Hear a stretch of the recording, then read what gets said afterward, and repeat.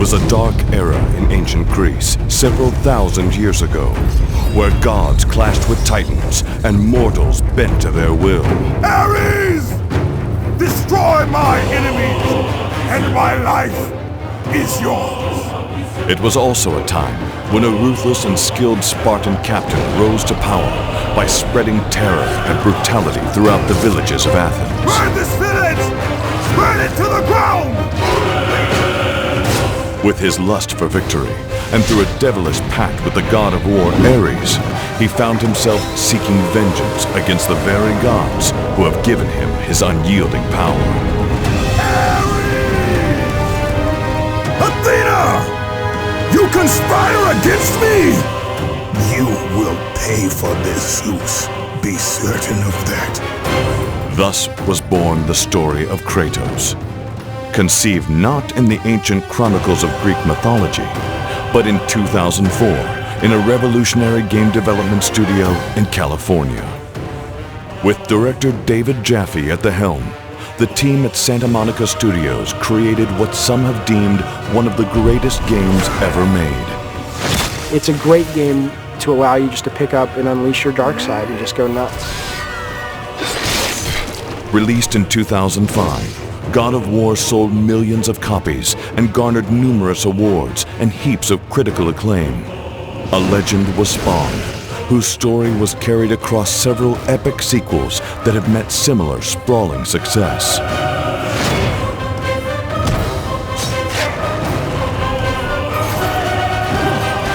With each installment in the God of War franchise, a new director was summoned to continue the story of Kratos, creating a fresh experience for a well-known and established character.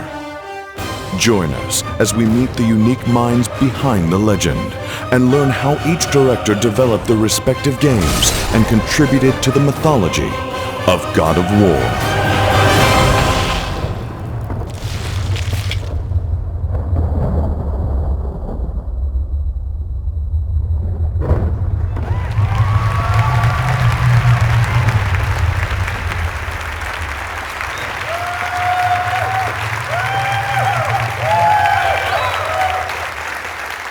Welcome, everyone.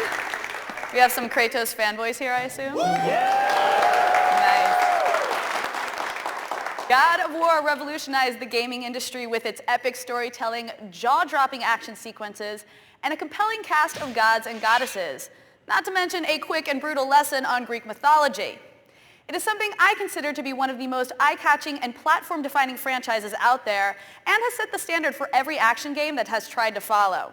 Today, we will discover the vision behind the vengeance as we meet the directors of each of the God of War installments. First up, his visionary eye has brought us the destructively satisfying Twisted Metal series, which holds the record for being the longest-running PlayStation exclusive franchise. But that wasn't enough for this ambitious alum from USC. He went on to direct the very first God of War, thus introducing us to the world's ultimate badass. Please welcome David Jaffe.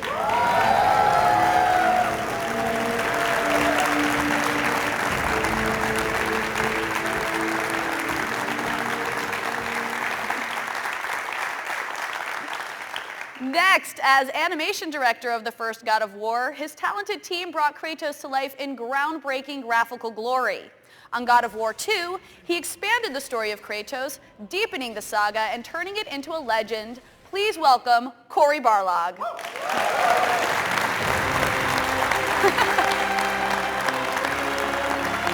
You good there? I'm all right. Everything's good. With over 11 years of experience in the entertainment industry, our next director has co-founded Ready at Dawn Studios, which has given us amazing PSP classics such as Daxter and 2 God of War games. For the first time in 2008, God of War went mobile, and gamers were finally able to bring the epic story of Kratos wherever they went. Please welcome the director of God of War Chains of Olympus, Rue Virasoria.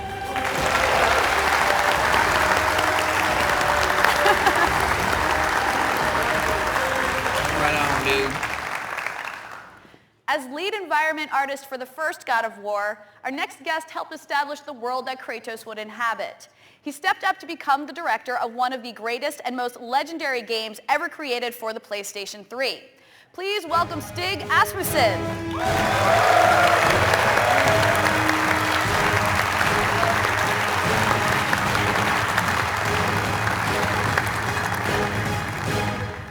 And finally, this director began his God of War career with Ready at Dawn Studios, where he was lead level designer for God of War Chains of Olympus. This year, he is tasked with leading the entire team and helming one of the most anticipated games for the PSP. Please welcome Dana Jan.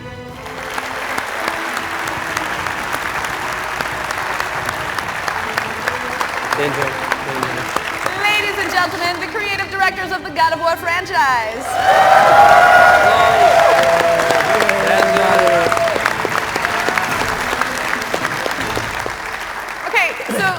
Guys, I have to ask, how are you feeling about this? I mean, this evening is all about you guys and these amazing games that you've created. You feeling good? Yeah, absolutely. There's tons of excitement coming from your side of the stage. Can I just say thank you to all you guys for coming out? This is it is a big Thank you very much. That's pretty cool. Pretty cool. So I'm feeling thrilled and honored and grateful. Yeah. You guys all had a Red Bull before this show. Come on. Yeah, actually, I got one right here. We still have the Moranos. Actually, I want to add too. I think it's. I mean, you guys are pretty much a testament to all the work that we do. I mean, the reason why we're here and the reason why we're doing this right now is because of the fans, and you guys make our job worth it. You know, it's fun making great games, but we do it for you guys as much as we do it for ourselves.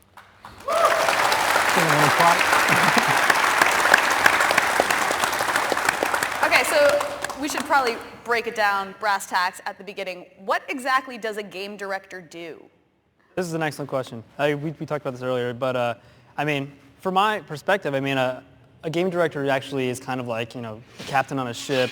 They're basically there to make sure that everybody is doing the right thing and steering the thing in the right direction. And so, from my perspective, you're actually, you know, involved in a little bit of everything. But at the same time, I think that you had an interesting perspective on that too, and so did David, about actually doing nothing. Yeah, I mean, the way I look at it is like, maybe you do everything, but really you kind of do nothing. And I know Dave doesn't agree with that, but what I mean when I say that is like, when you become a director, you're not rolling up your sleeves and getting down and dirty like the rest of the team members do, and the sweat that they put in is actually propping your ideas. So I think a real general way you can look at it is the game director kind of is this guy that's got this vision, and very early on he's got to be able to play the game, he or she has to be able to play the game from beginning to end in their head, very early on. Well, I mean, see see the game.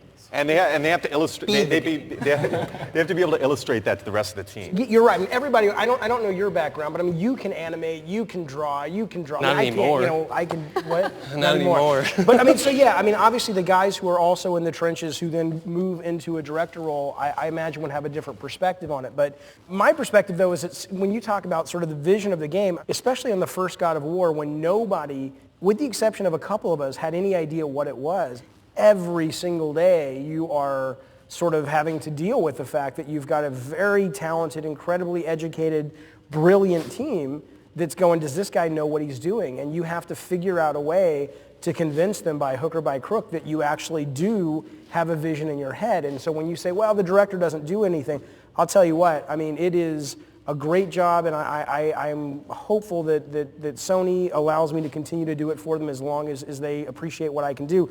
But it is a hard motherfucking job. And you guys managed, I don't know about you guys, but you two guys managed to do the job and still be really well liked on the team. You know. Well, I think you bring up something really interesting about that, though, is that idea of having, you know, the vision or the game in your head and having to actually command a team of people to trust that what you're telling them to do or not to do is the right thing, when whether or not they can see it. And, you know, they may have their own idea how something should go, but maybe it doesn't fit into this gigantic puzzle that you know ultimately how it should turn out. Or hopefully you do, and hopefully you take the right criticism and the right, you know, kind of But let's questions. be honest, a lot of the time we have no clue what we're talking about.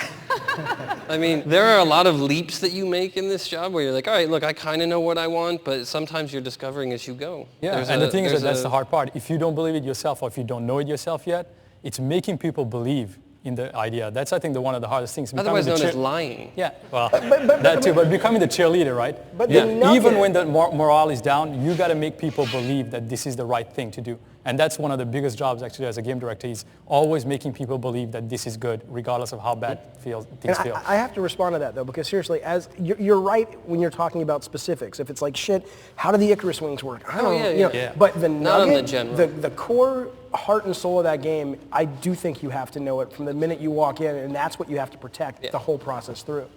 So how did you guys become game directors? Because I don't think until recently you could actually go to college to be a game director. What path led you to this career? There is no, and I guess, There is except no for, no, even for you as well? It's for me, sort it was of just that Corey happenstance quit. thing. Yeah, No. I quit, so Corey decided and to he quit. quit, so I got it. So really, all you got to do is find somebody to quit. Well, Just quit. You were saying Right, you started exactly. in animation and you guys started in drawing. Is that is that eventually what led to it? No, there's no direct path on that. Me doing animation and me ending up in directing was really, I guess the only reason I got it because everybody who was good turned it down. No. Corey and I had a lot of discussions about the storytelling in Max Payne 2. And we were very much about how do we tell stories via interactivity and not through cutscenes. And the minute we started having those conversations, it was like, okay, he gets it. And so it wasn't that everybody else turned us down.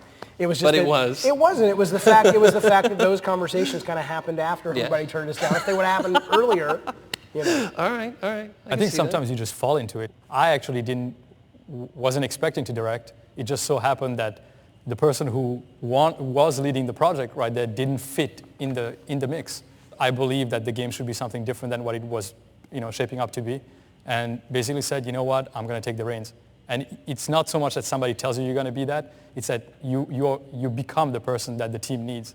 And I think that for all of us, I think it kind of is that, right? For me, it was actually kind of the opposite. I mean, after Corey left, the team is kind of deliberating and trying to decide like who was going to do it next. And I actually went into my boss's office and I named 2 people and I wasn't one of the names.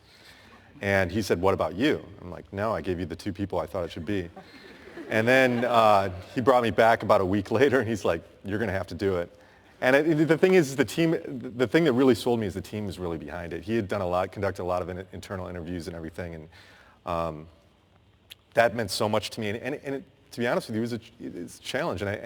And at the time, I questioned a little bit, and now I don't question it at all. It was the greatest decision I ever made. I love it. And you know what, just to finish on that idea, when I was doing Chains of Olympus, it almost was a natural transition for Dana to do what he did. I actually asked him before we finished Chains of Olympus, as much as, it would have been cool to do a second one, I asked him one day, hey, do you want to direct the second one? You just said you didn't want to do this anymore. Yeah. Kind of like along those lines. Pass the buck. Yeah. It appears to usually happen in the most weird places. Yeah. Like, hey, it's in the kitchen and you're having a bagel. Yeah, And someone's exactly. like, hey, you want to direct the next game? Yeah, sure, all right. But I mean, if I Over can drinks, usually. If I can kind of speak to the other end, because to me it's a coveted position. It is a position that I fought for, that frankly when I started at Sony there weren't even designers. The idea of going to my bosses and saying, hey, I want to be a designer, it's like, do they have those in video games? I mean, this was back in 16-bit, side-scrolling days. It was like, the artist will do it and the programmer will add some pickups. I mean, that was literally how 95% of the games got made. It's certainly console games. And so first it was fighting to explain we need designers in games. And not every game needs a director, but a game like this, where you are establishing a universe, if you don't have, whether it's a good vision or a bad vision, if you don't have a singular vision that everybody is funneling through, everybody's off making their own pieces. But if you're talking about building a brand new universe and you don't have a core idea that is sort of a singular vision, and ultimately the whole team, not the whole team, but key members of the team begin to add to that, you just end up with a big mishmash, and it usually is a game that gets canceled. So for this game, it was a position that I was proud that we kind of pushed and said, we need this as a position for this game. Right. So let's talk about how God of War started. How did you even come up for the idea for this brand new universe, as you were saying? Well, you're a dick. In the best possible way. That even sounds not good. But no, seriously. So I had always wanted to do a game that felt like you were going on this big adventure. And so that and my initial love of Greek mythology were sort of the initial, ideas of, hey, let's make a God of War, or let's make a Greek video game. And then there was a sense of, brutality and violence, frankly, is something that a lot of gamers that sort of embrace this genre like. And we were kind of like, well, what if we kind of mix that with Greek mythology, which was very violent and very sexual and very adult, and if you read it. And so that's sort of where it all really began. Everybody already knows it's a team effort. Everybody knows that Jaffe didn't do God of War 1 by himself. But until Corey came on and brought the animation to Kratos, it was like I could show everybody videos of Russell Crowe and Romper Stomper till the fucking cows come home. But until, and I did. I said, you see how he's slamming this guy's head into the bar? But until Corey came on and was able to actually take that and express it through animation, he was kind of a dead character. And, you know, Corey is as much as, if not more, the father of Kratos than I am. Oh, Dave. It's true. He actually explained what the character was. Oh, sorry, but that he said it was Martin Riggs and Russell Crowe. Yeah. That was the example you gave. First day on the job, he's like, Greek mythology, he's Martin Riggs and he's Russell Crowe. Go. I remember the one sheet that we turned into Sony that said sort of what if, it actually said what if Paul Verhoeven, which nobody knew, so I changed it to Ridley Scott. But what if Ridley Scott directed Clash of the Titans? And it was the idea of basically taking that kind of very adult sensibility and applying it to Greek mythology. And so there were a lot of stories that, I mean, we originally had Kratos mimicking the Perseus' mother story where he was put in a box and thrown into the ocean and covered with chains, and that's where his chains originally came from because it crashed on the rocks, and Ares was attacking the seaside village. And I mean, it was, and everything kind of technology and animation, and Charlie Wynn, who was the concept artist who really kind of gave birth to this character visually, everything fed into everything else. And my favorite story about that just really shows how incestuous it is that Charlie was doing, I went to him and I said, do a version of Kratos like Ed Norton from American History X when he was the Nazi. Right? Because he was just so, I mean, he's a Nazi, but in terms of his physique, that scene where he curb stomps that guy and he's like, ah, and it's like, holy shit, he's badass, you know? And so he kind of did, it didn't look like Ed Norton, but it had that vibe. And the way Charlie draws, and I don't know if most artists do this, but I'd never encountered this, where he drew it, but the skin was all white. And it wasn't that it was white, it was like a primer or something. And I mistook that for, oh, you gave him white skin, and that's awesome. He's like, no, I got to color him in. And I said, oh, no, don't do that. This is genius. And from that, I remember it was me and Charlie and one other guy, I forget who it was, standing there. And we said, well, we got to come up with a reason why he has this skin now. And that gave birth to the story of, hey, he kills his family and he gets cursed and that's the ashes of his dead family. So everything on a game, because it's not like a movie where you have a screenplay and then you make it. You're making the game well before you know all the elements of the story. Everything kind of fed into each other until the very end. And it's like, oh, I guess we have a complete product. I'll be quiet now. You guys should say something. Now, okay, so Kratos is this, you know, bloodthirsty character with no real moral compass beyond personal vengeance, really. Yet we all root for him. Why do you think that is? I think it goes to the core of what you were talking about also. He's the alpha male, but at the same time, the whole Martin Riggs thing with Russell Crowe really rings true. It's just that it's the kind of guy that you don't want him to be all good or all bad. You want him to straddle the line. And that's the thing, like that's what makes him so great, is that he straddles that line between you don't really agree, but you're fine doing that because ultimately you know the end goal is right. And it's the making of every great hero in every story, I think. If you look at the history of humanity, if you look at the greatest stories out there, it's always about that guy who straddles the line. He's also the underdog. I was going to say the same thing. And that's, I mean, everybody loves a good underdog story, and he's not he's not the one that you normally think of it, but for me, that was the biggest thing. Well, he's an underdog, but he's like the ultimate underdog. Right. I mean, he's this human, going up against gods and creatures of mythic proportions. So it's like it's the underdog times like 100. It's the underdog that you believe can take down a Titan. But to me, like personally, like I relate to him, and it's not about the moral stuff. It's about like what Dave was talking about like really early was that if you could do if something frustrates you or you're angry about something, you need to conquer something. If you can do it in a fashion that's just epic and over the top like Kratos can, like who wouldn't be compelled to play a game about a character who like has these same challenges and faults and flaws as everybody else has, but when he wants to do something about it, it's ripping the heads off a Hydra or something like that. That's awesome. So. And it's interesting about Kratos is that while he may be maybe not an anti-hero, but fairly myopic in his view of having vengeance, he kind of inadvertently changes the world around him for the better in almost every situation. Sure, he may have a huge body count and a bunch of blood following him, but I mean, he's bringing down a fairly corrupt system of gods. In the end, he actually gives mankind free will. So I think his actions, while from a different perspective on his own, desires actually help the world, which I don't know if everybody sees it that way, but... With the success of the first God of War, what was the reasoning behind getting a different director for every installment? Did you just become too expensive? I wish. Wow. I mean, I left Sony because, you know, for me, it was a sense of, I was looking at what these games were making, and I was just like, you know, and I was seeing friends selling companies and making a lot of money, and I don't know if I'll ever have the ability to do that, but it was me kind of going, you know what? I want to strike out and kind of try to make great games and make a crap ton of money. And that's just honest. I was just like, you know what, there's a lot of money in this industry. Maybe I'll never get any of it, but it would be kind of cool if I could.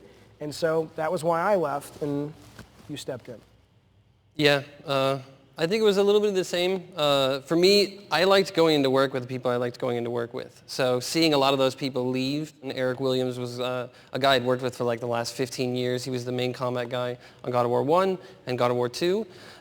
He was striking out to be a consultant, and Shannon had left as well. Phil Harrison, and that was a really big blow to me. I'm just kidding about that.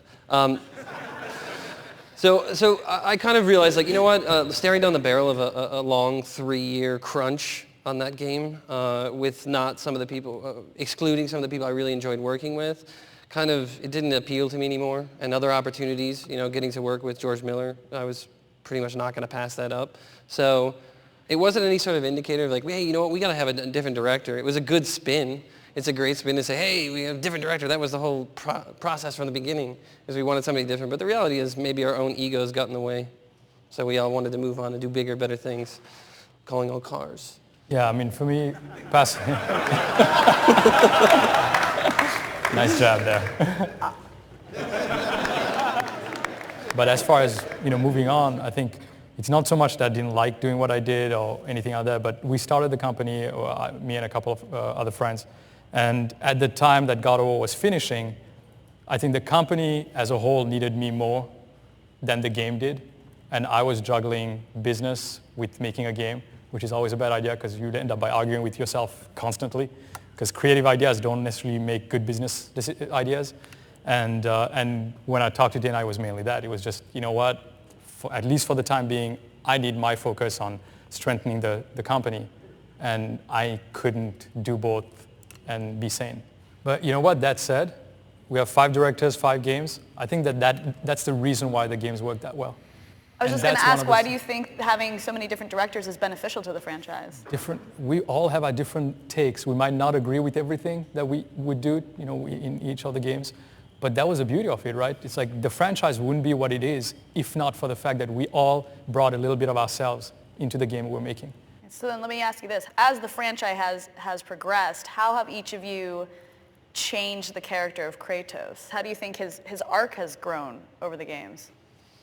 I'd actually say his arc it kind of goes all over the place, I think. You know, he has that consistent desire, I think, that was sort of instated in the first game of, I want to die.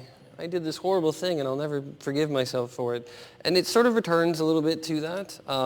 But I mean, I think maybe it's a little bit to our detriment, perhaps. We haven't evolved his arc to change him as a person. I mean, he still kind of just shouts at the gods and says Ares and Athena a lot, which is great. He's an ornery character, but there are layers beneath that I think we could have explored. I know for myself, I feel like there was a lot of balls I dropped.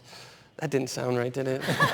No, he didn't. I dropped the ball several times from a story perspective on that game because I tried maybe to go a little bit wider. I wanted to really have Kratos' impact be felt throughout all of the world, throughout all of that Grecian world. So maybe a little bit too much of the overreaching aspect and not personalizing his story. That's, I think, is an exciting aspect about Ghost of Sparta, is that it really gets down to Kratos' heart, more of a personal story, rather than maybe the overreaching grand epic that I was trying to go for. You know, I think that is really a really good point. Like when we started working on that story. That I screwed up? That no, was a good no, point? not that you're dropping Thank balls. Thank you for that. You know, I drop balls. yeah, keep those balls up. Right. But no. Okay. That, you know, when we first started talking about balls. I can't say anything worse than you've already said.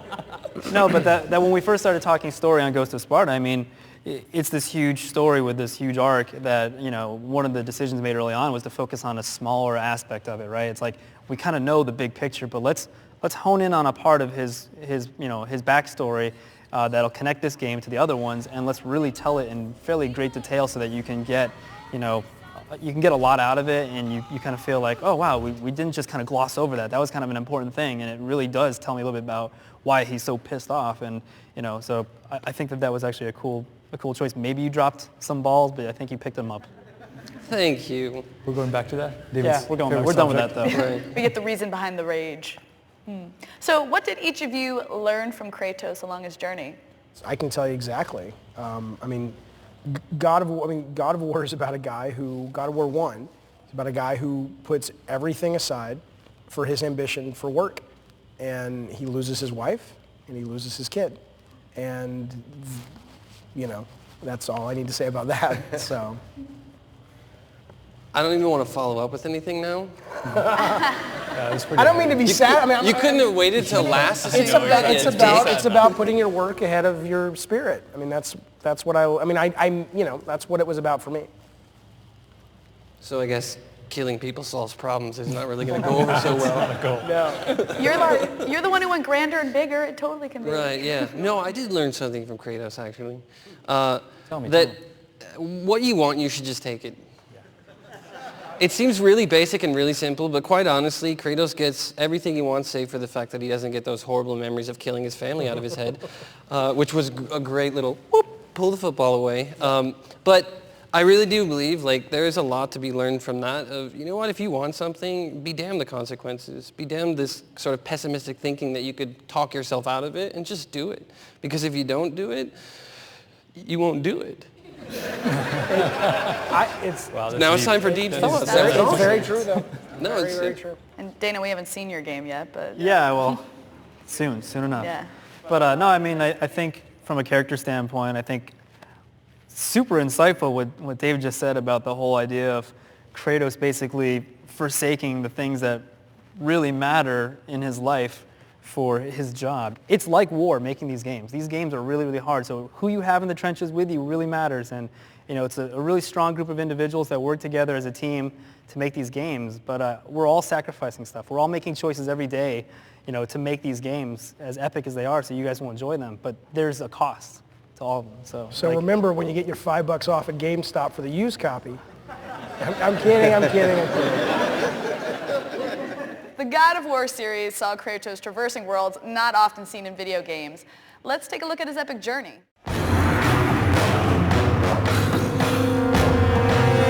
From the majesty of Athens to the depths of Hades, no ground was held sacred by Kratos. With every city you destroy, the wrath of Olympus grows. Beginning with a furious battle in the Aegean Sea, God of War takes the gamer on a journey across historical locales and mythological spaces, each with its own unique character and threats to the former Spartan captain. There is safe passage through the deadly sands, but only those who hear and follow the siren's song will discover it.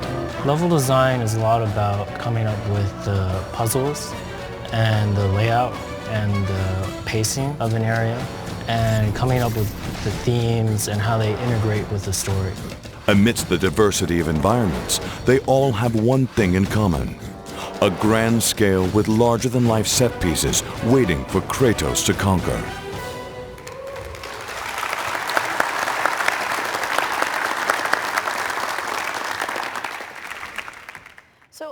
So many levels in these games are these just massive, massive environments where Kratos is almost just this tiny little character running through it. Do you ever think there was any danger of diminishing your protagonist? Not at all. He kills that big thing. Right. It gave you that sense of scale, so that when you did zoom in and see the character very big on screen, you carried that visual memory with you, and you were like, oh my God, this thing is huge. Like in the first one, just that little shot of Kratos sidling outside and seeing Kronos below, these images carry with you as the gamer, so you're remembering those later when you're not seeing it, but the implication is there. So those, I think, were a really But these guys took it to the next level. I think a Yeah. big part of it is the camera, what you're doing with the camera, and trying to zoom in as close to Kratos as possible. We would always try to make sure that we could get as close that we could see the edge of his blades on the screen. so that you could always see the enemies, that way you know that you can engage with the person you're fighting with. And then we would try to pull out as far as we could in the next shot, and then push back in, all doing it in real time. What's amazing about the stories and the games is the fact that, yeah, you might feel small, or you might feel small, visually to that, but the fact that you change the world. This game, you don't just live in this world. Kratos changes this world as the games go on. And being able to change something that's that big is one of the reasons why this game is so epic. And it also makes him feel so much bigger. It's not just about the scene and the scale of the scene, but it's the distance of the journey. And he basically, in God of War 2, I think, does the best job of that of any of the games. I mean, he goes on this journey to the edge of the earth. And this one guy did this. He got on Pegasus and he flew across the ocean, and he goes under the world and he fights Atlas. And remembering that stuff when you're playing the game and kind of compiling all the stuff that you did in the last 10, 15 hours or whatever, it's like, holy shit, this guy is bigger than everything. Again, it's not really just about the size of what you're fighting. It's the repercussions that it has. When you finish that certain portion of a game or level or boss, it's what happens after that. One of the cool things about God of War 2 is just purely walking across those horses, and when you have the feeling that you're just walking in the environment, it's one thing. But then when you drag everything, out in the sea, suddenly you realize it's not about the size, it's the repercussions of what you're going to do to that. That's the important part about making games. And that's why I agree with Dave. It's like finding a different way of actually doing it. It's not just about size. It's not just about... Size doesn't matter? Yeah, well, that came out also the wrong way. I agree, the concept of the size and the spectacle is really good, but you make a valid point about the whole connection to spectacle. Just having spectacle for spectacle's sake is kind of retarded. It's just so that you can have something on the back of the box. But the idea of connecting spectacle meaningfully into the gameplay, into the player's experience, so that it doesn't just feel like, I built a big level because I could build a big level. Aren't I awesome? These games actually allow me to get inside of them and be part of that experience. So. Was there any challenge in keeping the epicness of these environments, consistent through the games, but putting them on the PSP? Absolutely. Oh my God. It's like everything that's in your head, the one thing that we did when we developed both Chains of Olympus and Ghost of Sparta, we didn't think of them as PSP games. As a matter of fact, I think at the very beginning, when you first talked PSP games, the idea was to turn around, it should be like a 2D side-scroller. It should be Kratos, swinging his blade, 2D side-scroller, climbing, not really a God of War game. And we had to push and we had to go, you know what, no, we need to replicate everything about God of War on this platform. It's all good when you say that to somebody and you go we're gonna do it. And then you gotta deliver and everybody's looking at you waiting for you to do that. And yes, in your head, in concept art, in just creating the worlds, it all works. As soon as you gotta get it in there, it's literally it's like shoving this big thing in this little hole and you're just going I can't do it. And every single time, I know. Sorry. I saw that. Because you should have a button like Dr. Evil, and anybody who makes a fucking cock reference, boop. And so, you know what? We'd be the only ones left so far. That's all I'm saying. You're making up for it, Jaffe. What's that? I said you're making up for it. Yeah, no. So much class. All right, Olivia. All right. Oh, snap. I think there were a lot of things we didn't even consider early on that actually made a big difference. Was God of War, until the time we'd done Chains of Olympus, already existed on a 4:3 aspect ratio on a regular TV. So there was a lot of vertical real estate we didn't have on the PSP. I mean, it's a 16:9 display. And so having a character who has aerial combat, he's constantly jumping off the screen, So we kind of picked a camera distance that felt fairly safe so you could see him, you could see the action. And we're like, okay, let's kind of leave that alone and see if we can get everything to work. And it does. And then we followed the playbook essentially of, these epic, big grand scale shots. We put them in there. And I think with all those things, they kind of work together and it still feels like God of War. And then when we went to make Ghost of Sparta, we're like, okay, let's try to be even more cinematic about it. Let's keep the camera out and let's let him get kind of small. And playing off of these things that you were talking about in the character design, he's got this ashen skin. He pops on screen. He's got these chains that glow and he's whipping around. They're way bigger than he's ever going to be.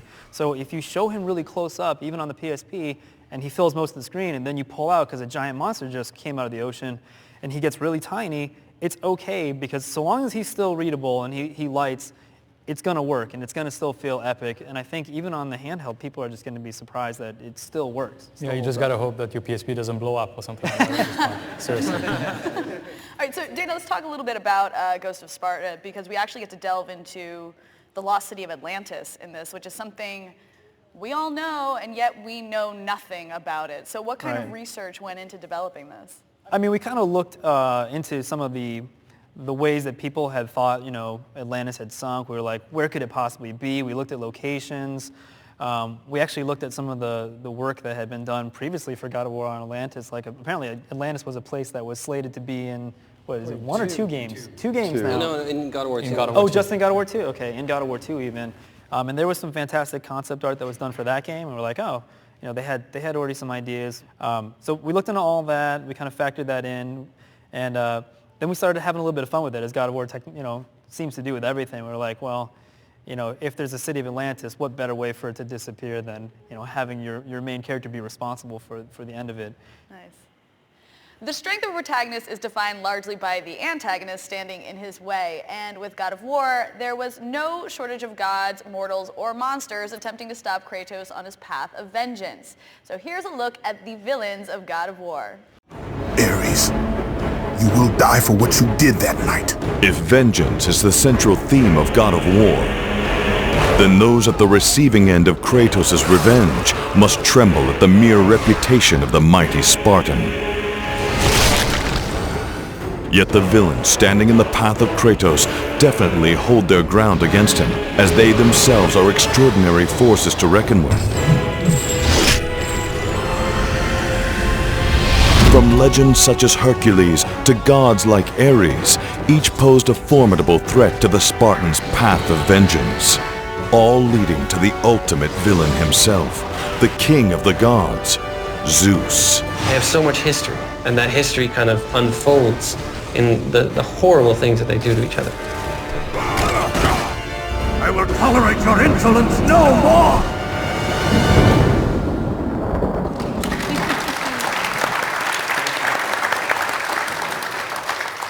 Okay, so Dana, with the vast number of possible enemies within Greek mythology, how did you narrow down your choices and differentiate your enemies from the previous titles? I'm going to let everybody in on a little secret. I've seen this drawing that David did, and I don't know if he knows that anybody else has even seen this thing, of the cast of God of War monsters.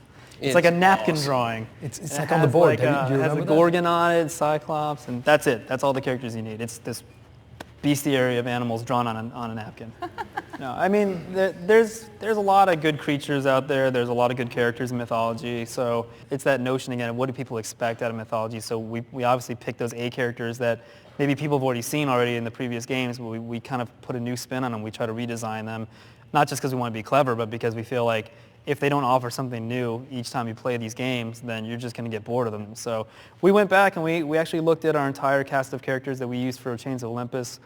And I think even though we may have only brought over like 5 characters from the last game, we redid them all. And then obviously we added all new characters to the cast as well, which we're not going to divulge all of them. But everything is fresh. We try to look at it and go, how can we make this guy better? All right, Stig, I want you to answer this question last.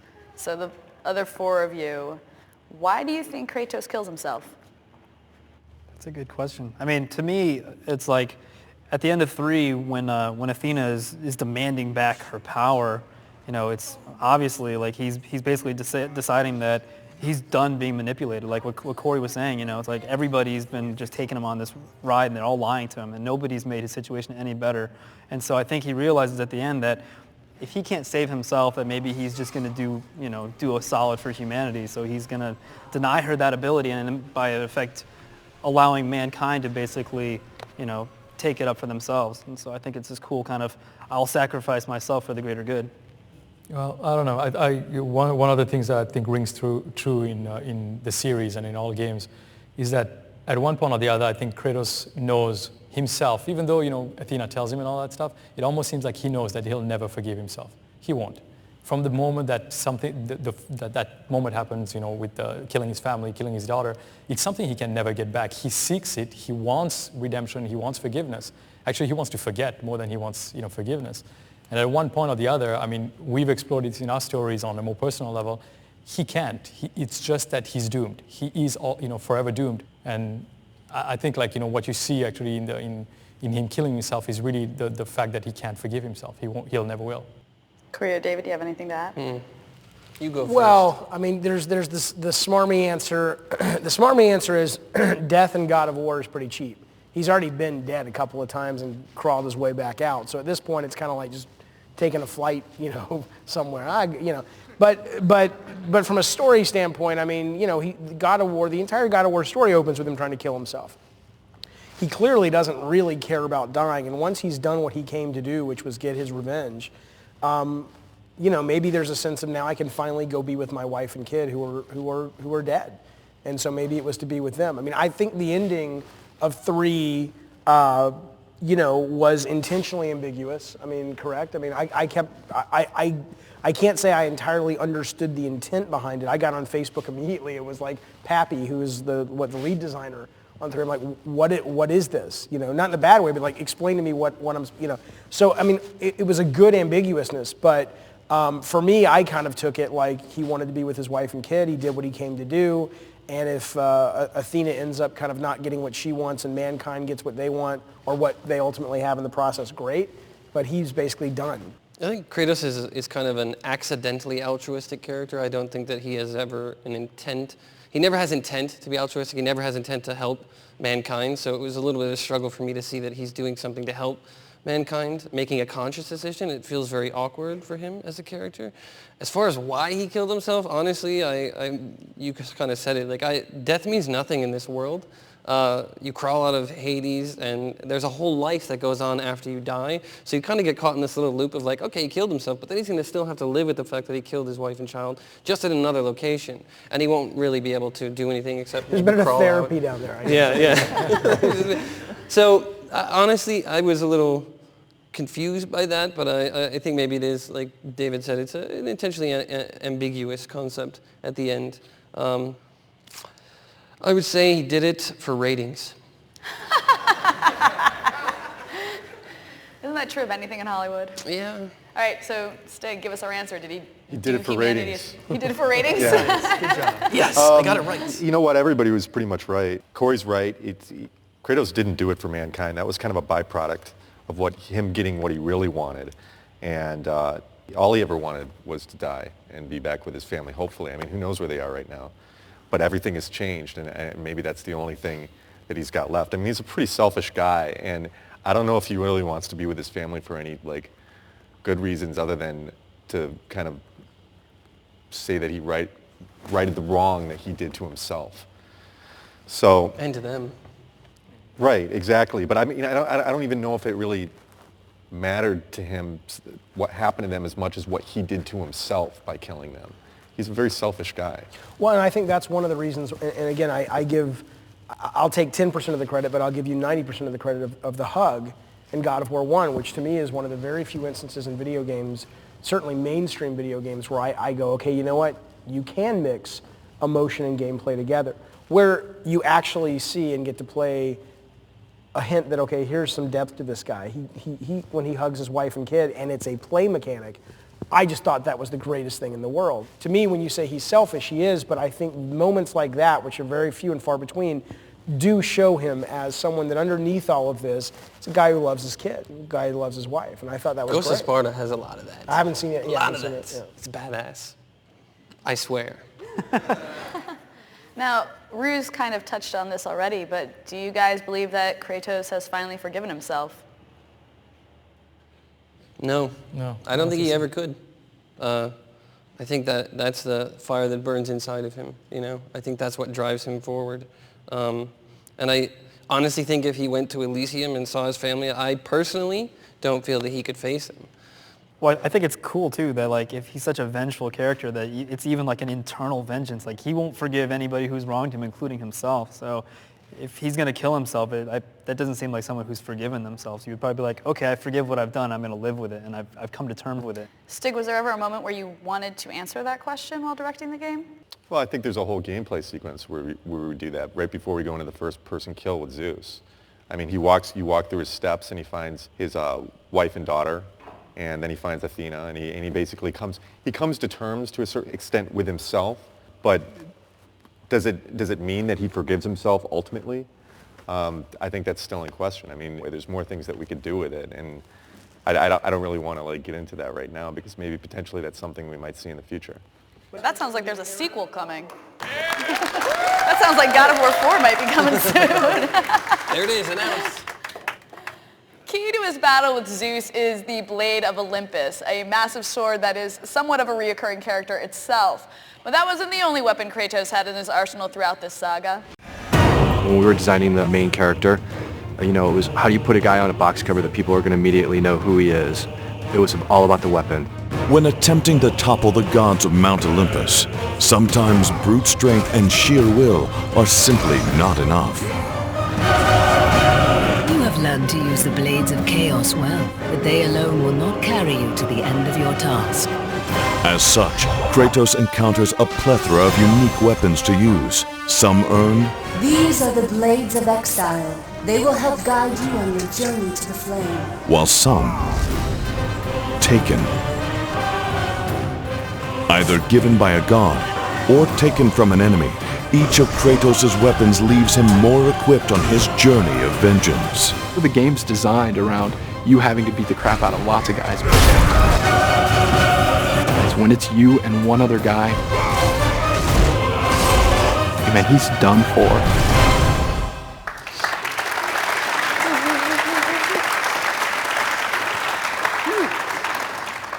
All right, guys, what is the coolest weapon that Kratos has used? Wow, that's tough. The blades. The blades of chaos, yeah. I mean, that's definitely probably the right answer, obviously. I like the bow.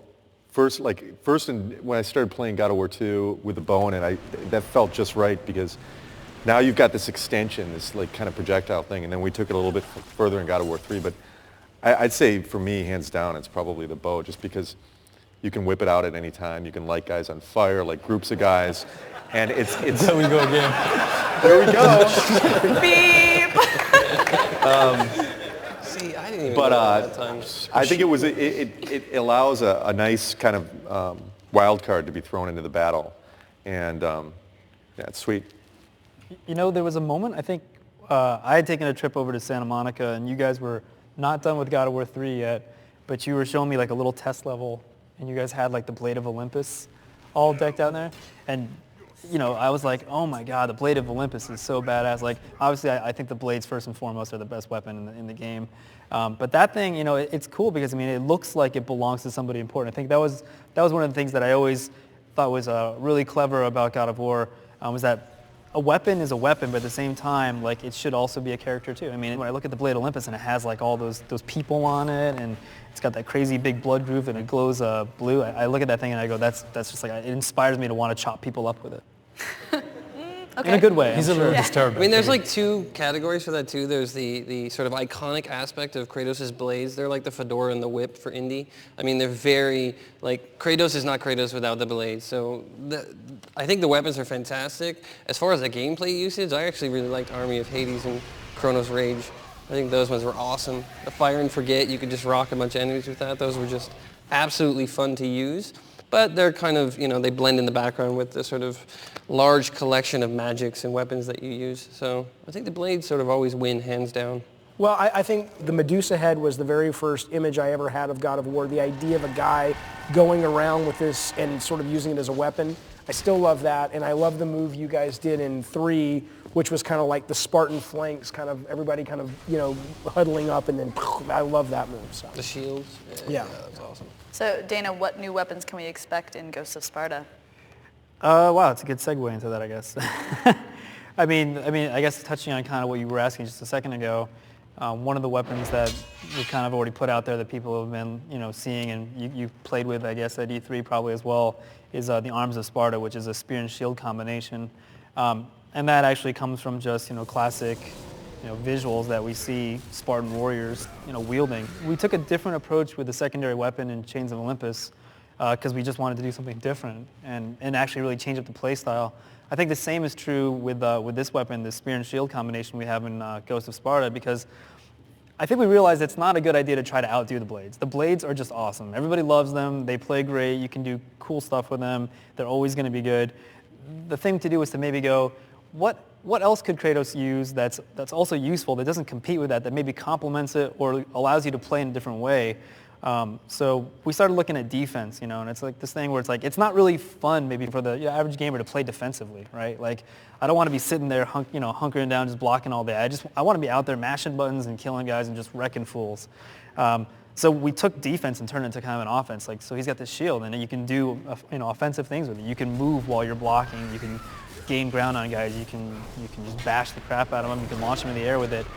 So we took things that we know and we love that work on the blades, and we said, how can we, use those mechanics and infuse them into this weapon with new moves and kind of take a different take on it. So I think people are going to find that while there's another layer of complexity to the Spear and Shield and Arms of Sparta, that they offer like the chance to kind of play a different way with Kratos that I think a lot of people will find there's a lot of depth to and a lot of reward in it.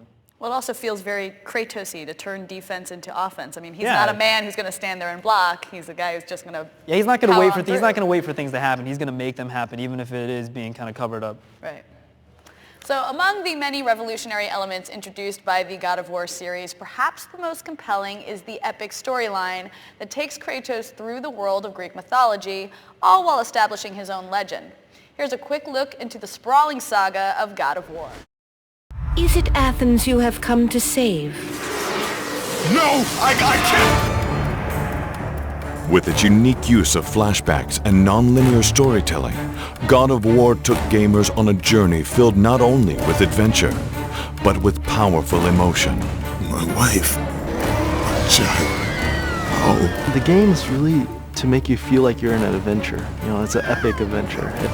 It's to really make you forget that it's just a game. I was trying to make you a great warrior. You succeeded.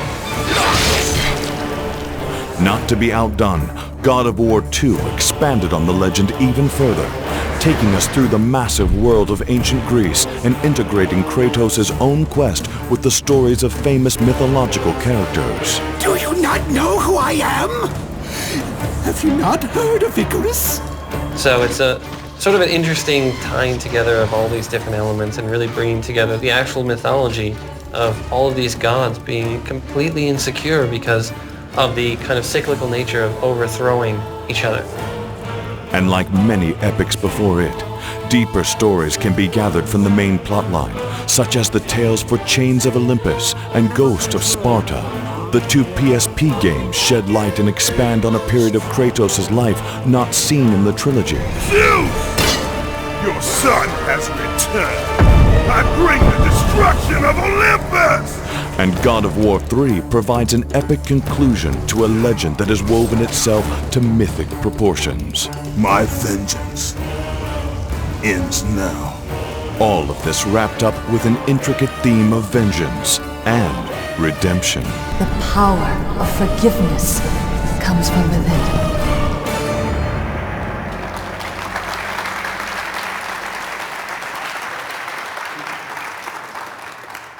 Okay, obviously when you talk about story, you always have to start at the beginning. So, David, the story in God of War was actually told mainly through flashback, which isn't very common for video games these days. So why was that the motivation behind it? Well, I mean, I'm a big believer in opening. See, I was going to say opening with a bang, but I am not going to get the fucking button.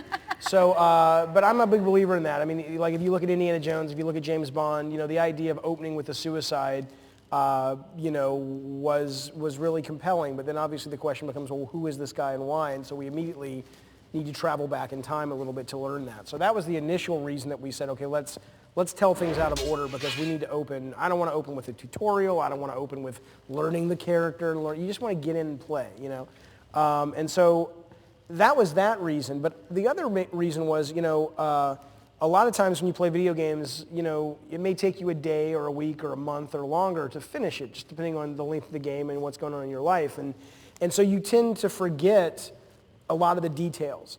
And so it was important that the core through line was very simple. It was Raiders of the Lost Ark in Greek mythology. Go get the box. The Ark was Pandora's box. And even if you had, spent 6 months away from God of War because another game came out or you got busy with other things, that was a pretty simple thing to kind of hang your brain on of, I know what this is about. So I didn't want to complicate that through line for that very reason. And then the question was that if that's all you do, you end up with a story that is flat. There's nowhere to go with it. And so the idea behind the flashbacks were that we could still travel that very simple core story, but for people who wanted more, we had these flashbacks that allowed players to learn more and get more of his story. And if you played it all within a weekend or something where you could kind of actually take the whole thing in, ideally it would have been a satisfying experience, and clearly for a lot of people it was. But that's the reason we chose the flashbacks. So, Stig, you had the honor of actually ending the story, ending the trilogy. But if the rest of you had your way, how would it have ended? I've read some interesting stories on Wikipedia, so I'm actually really interested. Well, I mean, look, Corey and I can't speak to where his head is today, but we had a story mapped out that I desperately pleaded with Stig. I remember sitting on the floor of my house in San Diego, pitching you, where we had that phone call. And, and again, as I've said, and I'll say it again here, I think God of War 3 is definitely one of the best games that's come out this year, and I thought it was just an absolute blast. So you guys, I mean, obviously you're always going to have your own way of what you would have done, and I abdicated that seat a long time ago, and so I have no issues at all. I thought they did a brilliant job, but we had worked out a different story and a different ending that I still think would have been cool. And I've talked about it in the press before, and so it's not like a secret or anything. Can you elaborate a little here? No, he's talked about it in the press before. The high level was, and jump in on the stuff I've forgotten, but the high level was basically you kill Zeus in the first couple of minutes of God of War 3. There's a vacuum in Greek. There's a vacuum on Earth because the Greek mythology religion is in shambles. The other religions and gods rush in, Norse mythology, Egyptian mythology, to kind of take over that place now that Zeus is no longer a power.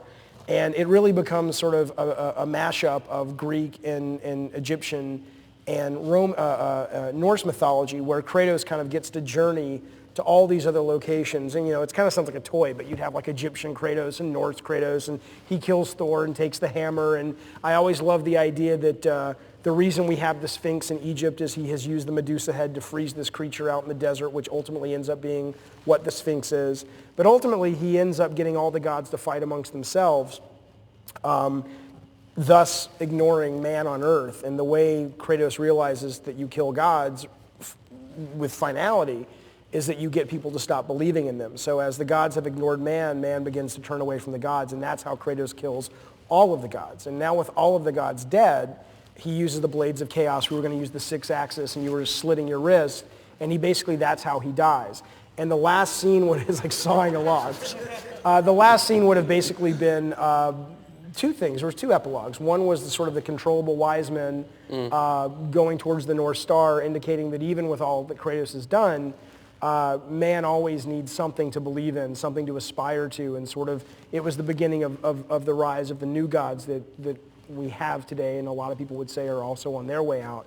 And then there was a second epilogue. Controversial. There was a second epilogue where ultimately what happened to Kratos, and we had talked about, I know it's been attributed to different people, but the ultimate idea was that the Blades of Chaos were ultimately melted down to become the Grim Reaper's scythe, and Kratos becomes the Grim Reaper.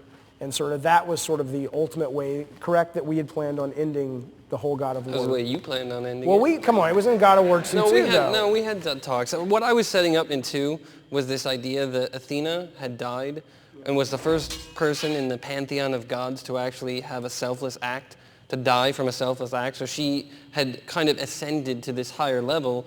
And then at first she's somewhat altruistic and being like, hey, wow, okay, I did pretty good. But then she starts to realize, wait a minute, I can actually affect the rest of the world. I don't want anybody else to get up here. I want to, and this is where I was kind of moving towards the monotheism Passover, was the idea of the one true God. She wanted to become the one true God. So she uses Kratos as like this earthly vessel to enact her plan.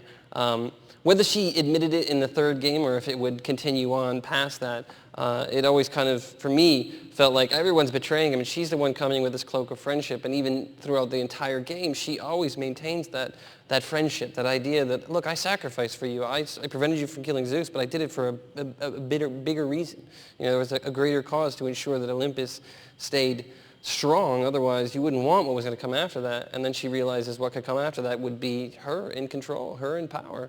So instead of like Dogma, where Alanis Morissette is God, it would be like, Athena would be God. But what was great about that, though, was the weapons. It was like Kratos had the 10 Commandments, and he was like, thou shalt not kill. It was awesome. Awesome. It'd be awesome. Were Dana any ideas? Or even Stig, did you have any other endings that you were toying with? Well, there's another longer ending than what we did. I mean, there's another place that we could take it and that I really wanted to do. It's something that unfortunately I thought of it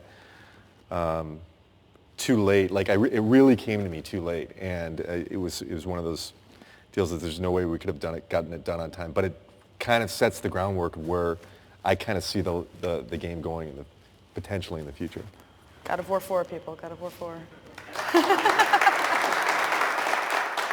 While these 5 visionaries have differing views on the ultimate fate of Kratos, they can certainly agree on one thing. The God of War franchise has left an indelible mark not only on gaming history, but also among a whole culture of fans. Let's take a look at the lasting impact of this legendary franchise.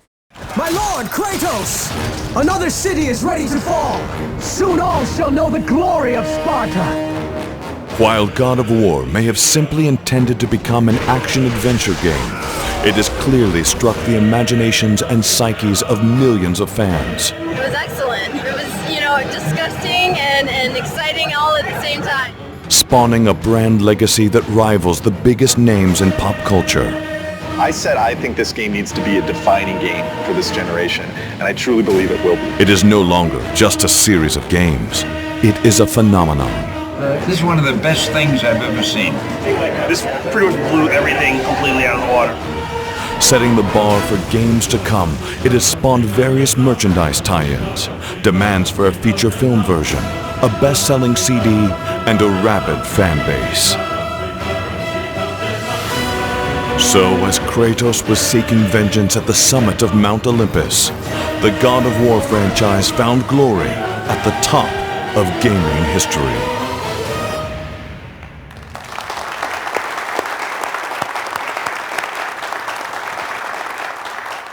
All right, so did you guys ever think the franchise was going to be as big as it is today? I mean, there were God of War Slurpees in that.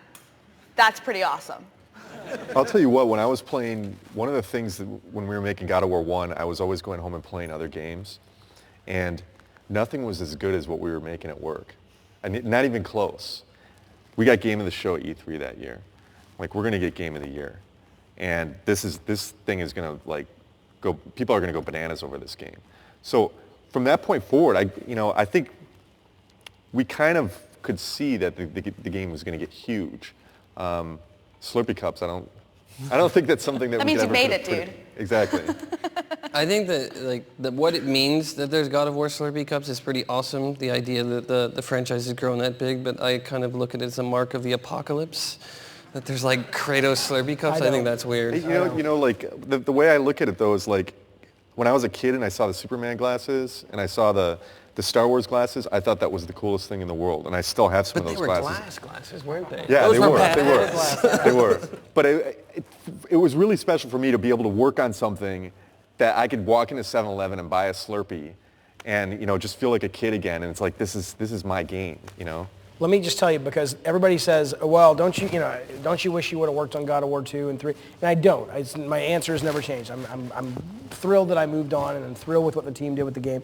But that was the only time I was ever jealous, is when marketing sent me the picture that you guys put up there of the Slurpees, because to sort of know that something I had a hand in had sort of, was in a position to sort of, get into sort of the popular consciousness and popular culture by things like Slurpee cups. I mean, the day after those came out, my kids had a carnival at their school, and like a spring fling or something. And I mean, granted, they're little kids and they probably shouldn't have been buying Slurpee cups with Kratos on it, but I saw kids walking around, 5th, 6th graders, just like I was walking around with my Burger King glass of Boba Fett back when Empire was out, and going, oh my God, this will be a memory for them. To me, it's not the sign of the devil. I get what you're saying, but it really is, that's freaking cool. To the point that I called my Twisted Metal marketing guy and I said, look, you better get me some Twisted Metal Slurpee cups. So, Get me on that Slurpee cup now. I don't know if we'll get it, but I want me some Slurpee cups. So I think you always kind of have a feeling, especially with God of War already being established, that there's a huge fan base. And I mean, Rue and I used to work at Blizzard, so we're kind of familiar with what crazy fandom is. Yeah.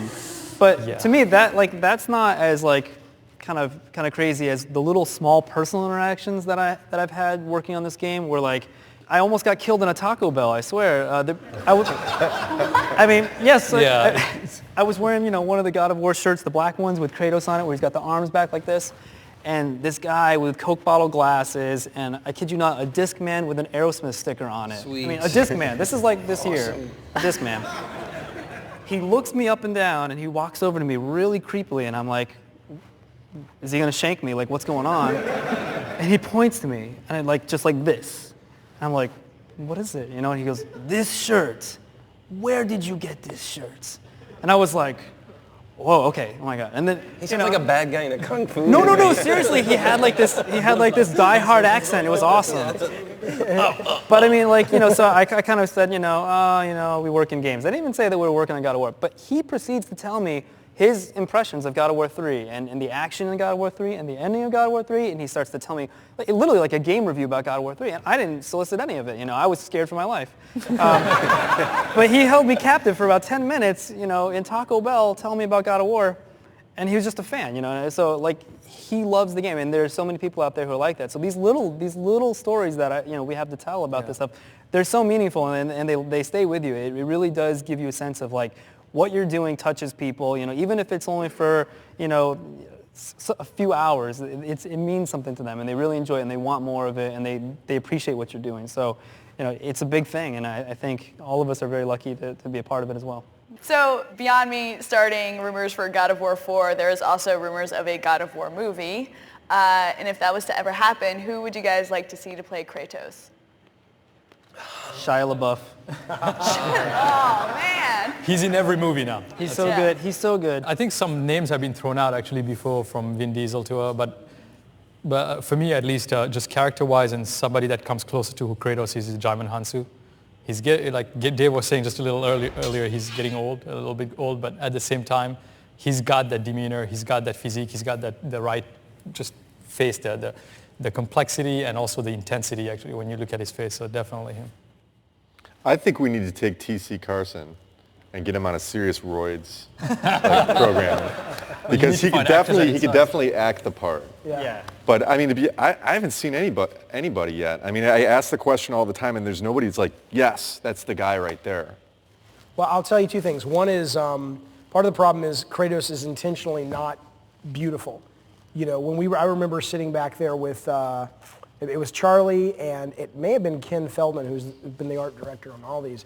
And we were doing his face on God of War 1. And it's like, every video game character is like a pretty boy. Let's break his nose a little bit, and let's kind of make him look like a real guy, and also not a guy who's 20.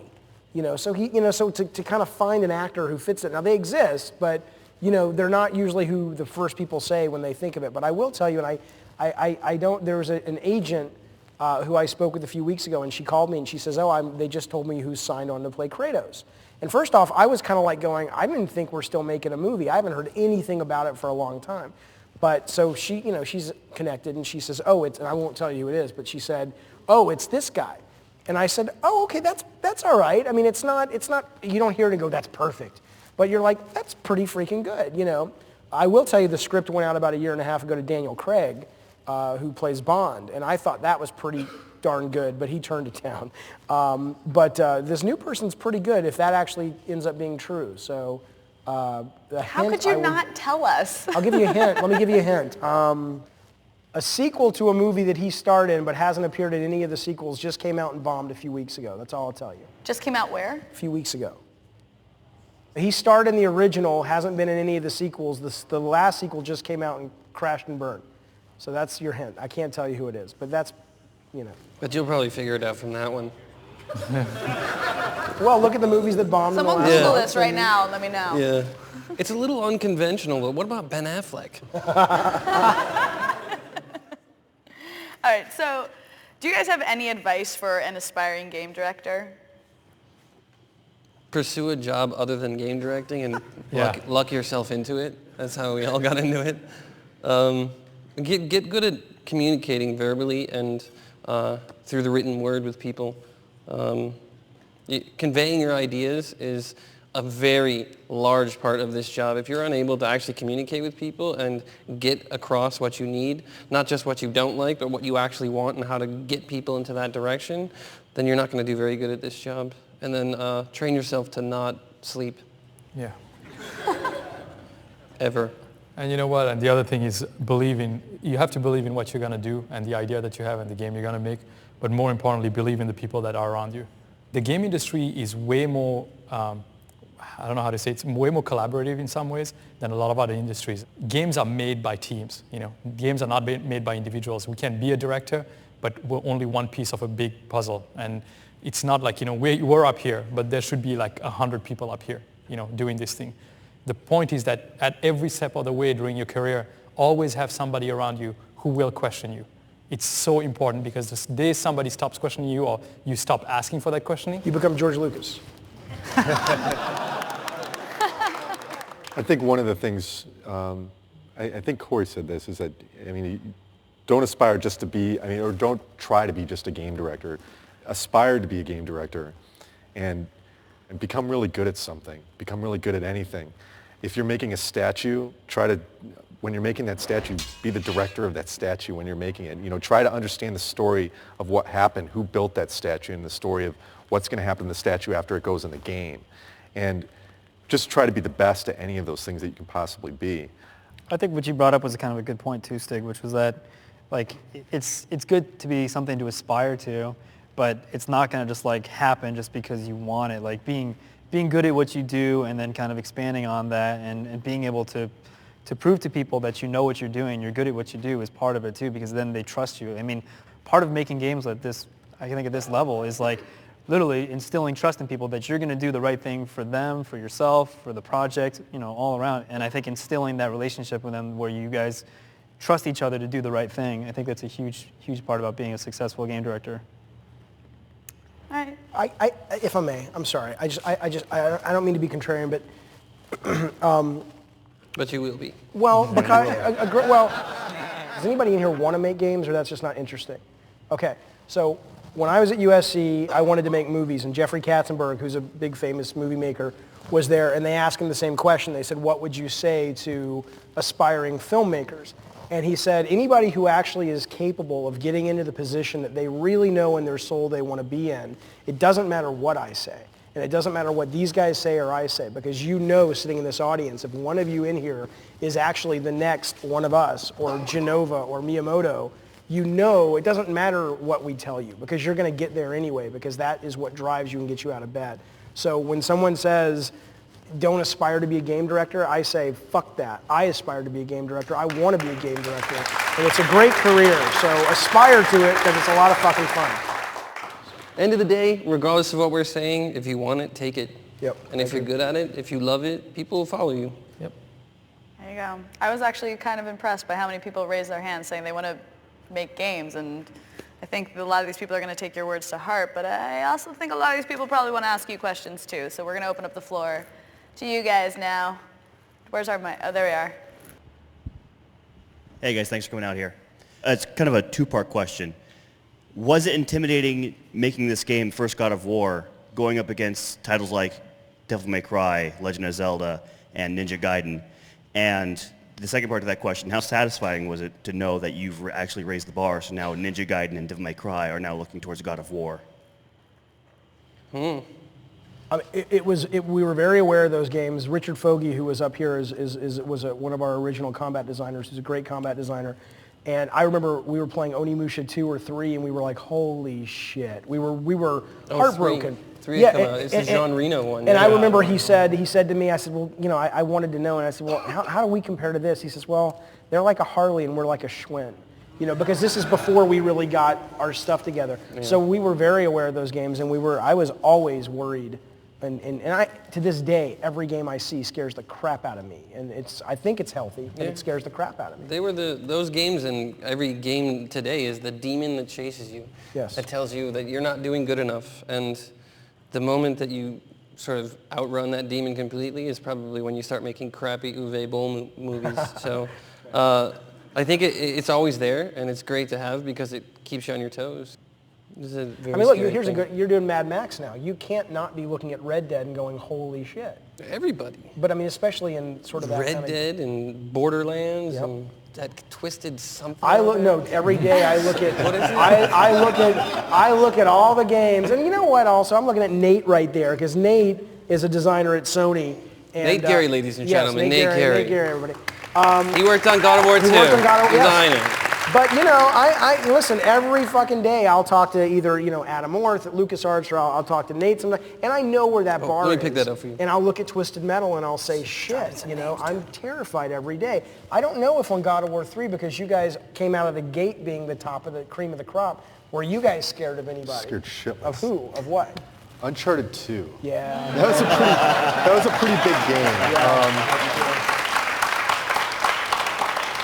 Man, when we had to go up there and close E3 that year, they were opening E3 and we were closing. I was shitting my pants. And even just seeing the stuff, Lost Planet 2 was blowing me away when I was seeing the stuff in that. And then I finally played the game. I'm like, what happened? But I was so scared of that game for so long. But that's really what it is. I mean, you're scared. When DMC came out, we called it Game Developers May Cry. Because I remember I was an artist at the time, and I'd never seen art like that before. I had no fucking clue how they were doing it.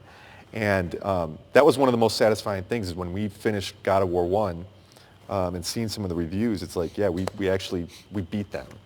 And it was a great moment. Cool, thank you guys. It's a good question. Very good question. Do you have another question? I have read somewhere, and correct me if I'm wrong, but God of War 2 originally was a PS3 game? I won't really correct you. Is that, yes, you're right. It was going to be either a PS3 or a PS2 game. So it could have gone either way. I was just wondering, how did that affect development? It was actually more fun. A lot of the onus behind the decision to stay on PS2 was that we already knew all the tricks. We knew how to figure out how to do what we needed to do. So elevating above what we had already done in the first one was a little bit easier without having to start all over on a new platform with all these new tricks. But I'd like to believe that I was part of that decision, but I think the reality is I had nothing to do with it. I shouted a little bit, and then other people made the decision that are far above my pay grade. Just briefly, because I know the team wanted PS3, and I wanted PS3. We were all like, oh my God, this is going to be so awesome, God, I want PS3. And one of the guys, none of our bosses, and when I was at Sony, I say our bosses, but I still work with these people, don't get a lot of credit, but there's Alan Becker, and then above him, well, now there's Scott Rhodey, but Shuhei Yoshida, who some of you guys know is the head of all of first party. He was the guy who had the foresight to say, yeah, we know it would be awesome on PS3, but just trust me, put it on PS2. And after he said, trust me, like he was trying to convince us, he said, you're just going to do it. But ultimately, he was absolutely right, because it made a crap ton of money on PS2 because there was such a huge installed base. And it was the smartest decision, even though creatively, all of us, including Shu, probably would have loved to have seen it on PS3 sooner. So. We have time for one more question over here. Hey guys, thanks a lot for coming out here. So I was wondering, when you hear an idea that you really, really like, what gives you the sense that it could lead to a game that could hit the mass market, could really connect with a lot of people and ultimately be successful? Or maybe what gives you the sense that it should maybe remain outside of the game? I think the idea is simple, and that's what I thought was brilliant about God of War. And when I came and interviewed for the game, it was such a simple concept. Greek mythology. On steroids, and that's it. And you've got a badass that you're playing as, and I totally got the game, and I think that the other powerful thing about that is, as a director, it becomes easier to sell the concept to everybody who's working on it as well, and potentially it's a launching board for everybody to kind of bring in new ideas, because it's something that everybody can kind of live and breathe and understand. I don't know if there's any sort of recipe or checklist to answer that. For me, it's more just like gut feeling. Taking a gut feeling, as Dave says, that you kind of go, all right, well, I really feel this. And honestly, your gut is wrong sometimes. That's the thing. You could be like, man, that's going to be so badass. Rygar, man, it'll be awesome. But then it doesn't turn out to be awesome, and you feel kind of silly. Or calling all cars. Right, calling all cars. So yeah, the tough thing is, I think in this industry as well as all other industries, it's more like you have to pave your own way. You have to define who you are and how you express yourself inside of that. So trusting yourself rather than looking outside to try and validate whether or not what you have is right, and then kind of forging forward. That doesn't mean that you don't course correct based on information of people around you, but if you have a fire about something, if you're excited about it, if you believe in it, then follow it 100%. And be like Kratos, go get it. Yeah. But I think something about that though, like, you're right, you could be wrong, but I mean, if your gut tells you that and you check that with a few other people, I mean, chances are, you know, if you're jazzed about something, I think other people are going to be excited about it too, because you're probably not alone, especially if you and a few other people feel like you're really onto something that other people can relate to and get excited about. I think you'll find that a lot of people do too. But you have to be excited and you have to protect it, because there will be a million things between the day you have the idea and the day it's sitting on the shelf that will try to sabotage it and change it. And every fucking game you'll have at least 2 or 3 people on the team who think you're wrong, and they're going to come up and they're going to fix it. And they're going to change your idea. And you got to fight that. And you got to fight marketing. And I don't mean it's like these people are on your team. You want to get behind them. But every day there's something. And though you've got to believe in it, because it's going to get popular one day and unpopular the next. And you've got to be its champion. So. Thanks a lot, guys. Thank you. Thanks. I'm sorry to say that is the end of our show.